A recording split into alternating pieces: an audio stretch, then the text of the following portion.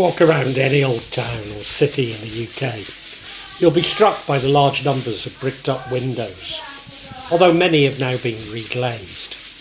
Even sometimes a trompe of windows painted in the missing space. In Shrewsbury, where I grew up, it's very noticeable. Maybe you can spot these in my clips of my hometown. I always knew this was a result of windows having been taxed. The tax was introduced in England and Wales in 1696 under King William III and was designed to impose tax relative to the prosperity of taxpayers, but without the controversy that surrounded a proposed income tax. Similar taxes were also imposed in Ireland, France and the Netherlands. Occurring a little later in the Netherlands, the tax resulted in larger windows.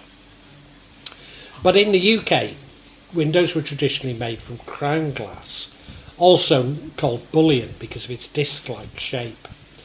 It begins with a ball of semi-molten glass on the end of a blowpipe that is opened outwards on the opposite side of the pipe like a crown. It is then transferred from the blowpipe to a pontil or potty iron rod and flattened into a bullion or dish shape by reheating and spinning.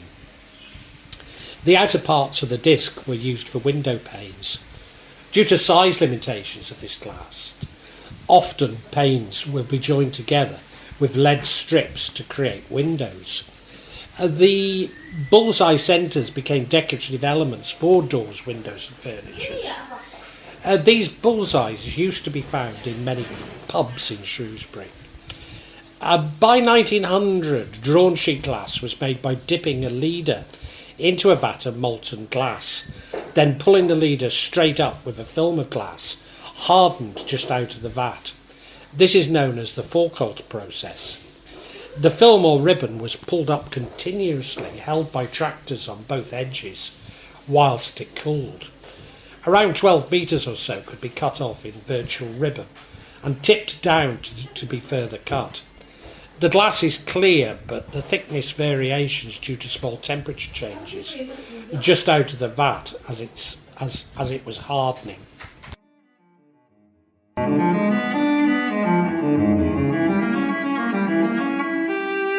England and Wales, hearth tax, also known as hearth money, chimney tax, or chimney money, was imposed by Parliament in 1662 to support the royal household of King Charles II, following the restoration of the monarchy. The hearth tax was a supplemental tax to make up for the shortfall.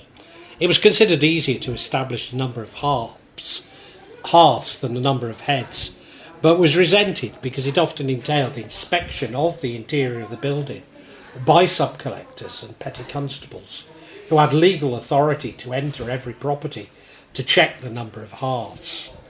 When the window tax was introduced, it consisted of two parts: a flat rate house tax of 2 shillings per house and a variable tax based on the number of windows above 10 in the house itself. Properties with between 10 and 20 windows paid an extra 4 shillings and those above 20 paid an extra 8 shillings. In 1709, with the Union of England and Scotland, taxes were harmonised and a new top rate of 20 shillings was introduced for houses with 30 or more windows. In 1747, a 2 shilling flat rate was detached from the window tax and a tax in its own right, and the way the window tax was calculated was altered. 6pence was charged for each window in a house with 10 to 14, 9pence for each window in a house with 15 to 19, and 1 pence for every window with a house of 20 or more. In 1758, the flat rate charge was increased to 3 shillings. The number of windows that incurred the tax was changed to 7 in 1766 and 8 in 1825. In 1709, with the Union of England and Scotland, taxes were harmonised and a new top rate of 20 shillings total was introduced for houses with 30 or more windows. But in Scotland, a window tax was imposed after 1748. A house had to have at least 7 windows, or a rent of at least £5 to be taxed. In Ireland, the tax was introduced in 1799 and was not repealed until 1851. Similarly, a glass tax was introduced in 1825 and remained in place until 1845.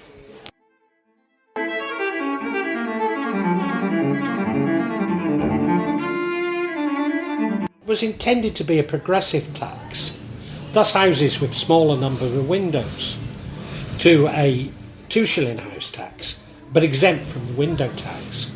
Houses with 10 or more windows were liable for additional taxes, which increased in line with the number of windows. The poorest, who were more likely to live in houses with fewer windows, were therefore, in theory, taxed less. The principle generally worked when applied to the rural poor, but failed to alleviate the tax burden on the urban poor. In towns and cities, it was unusual for the working class to live in individual homes. They would usually live in large tenement buildings which, however, they had been subdivided, were considered to be one dwelling house under the terms of the Act, and therefore subject to heavy window tax assessments.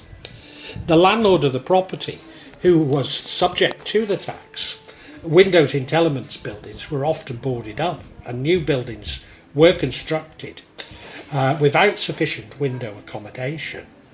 The interpretation of the tax was also very strict. No definition of a window was included in the legislation, and intended to be interpreted in such a way as to include the smallest of openings in any wall. Not only did tenants suffer as a result of inadequate ventilation in their living quarters, invariably the cost of the window tax that were imposed were passed on to the residents in heavier rents. The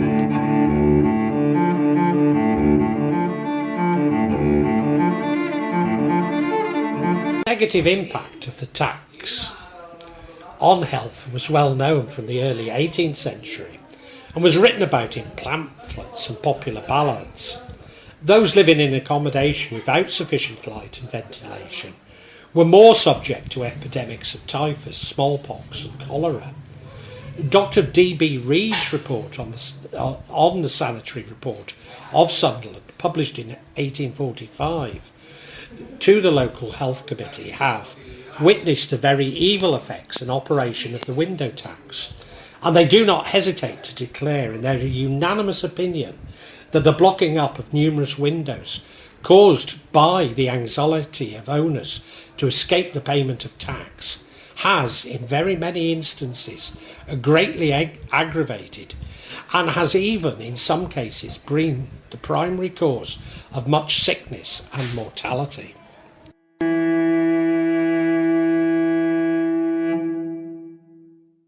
Charles Dickens vociferously condemned the tax on many occasions. In 1850 he said, "Neither air nor light have been free since the imposition of the window tax. We abide to play for what nature lavishly supplies to all, at so much per window per year, and the poor who cannot afford the expense are stinted in 2 of the most urgent necessities of life."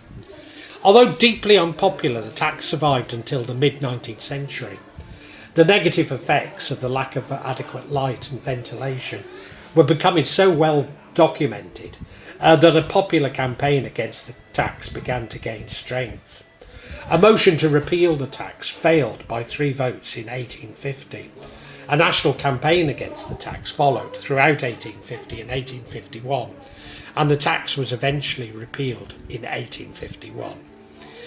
Of course, we're much more enlightened today, and may be thankful that governments would never create such a health crisis.